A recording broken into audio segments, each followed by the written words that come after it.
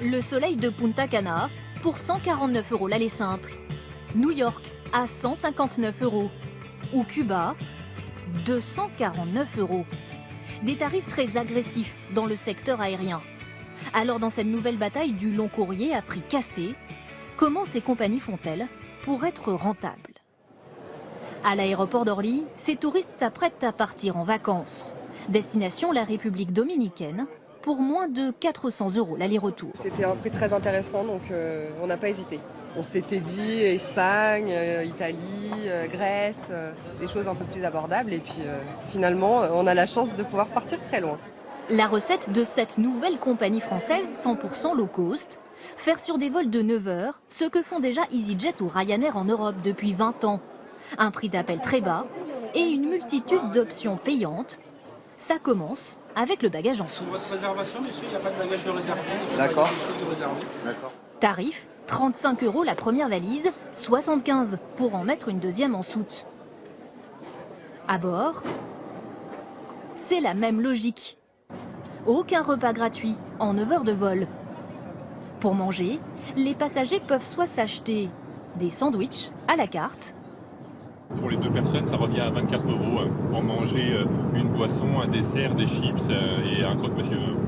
Soit opter à la réservation pour un plateau repas. Je vais vous proposer soit un duo de poulet, soit de la brandade de morue. Le prix, 10 € ou bien 30 si l'on choisit la version gastronomique préparée par un chef. Un système tiré à l'extrême. Un siège côté hublot, c'est 15 €. Plus de place pour les jambes, 30 €. Une couverture pour avoir chaud, 10 €. Ça vous a choqué de devoir payer?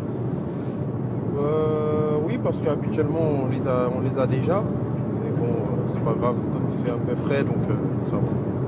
Pour se distraire, comptez jusqu'à 29 € pour naviguer sur Internet ou avoir une conversation par SMS. Côté film, une trentaine sont gratuits sur un très grand écran. Les plus récents, eux, sont payants.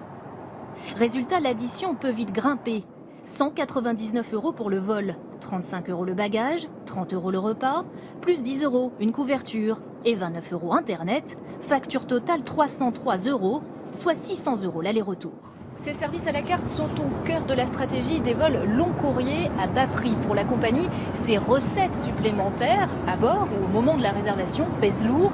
15% du chiffre d'affaires, c'est 3 fois plus que pour une compagnie classique. Autre recette, optimiser l'avion au maximum. Avec 378 places, 80 de plus qu'une compagnie traditionnelle, mais le confort est là selon les passagers. Ah, ça va. Petit gabarit, en fait, ça va. Ça devrait aller. Ça devrait. On devrait bien. Je pense qu'on devrait passer un bon vol. La rentabilité, c'est surtout plus de productivité demandée aux salariés. 850 heures de vol par an pour les hôtesses et pilotes, 10% de plus que dans une compagnie classique. Ça reste un nombre d'heures assez faisable au final. Je l'ai fait dans le passé sur des compagnies du Golfe où là le rythme était vraiment plus soutenu.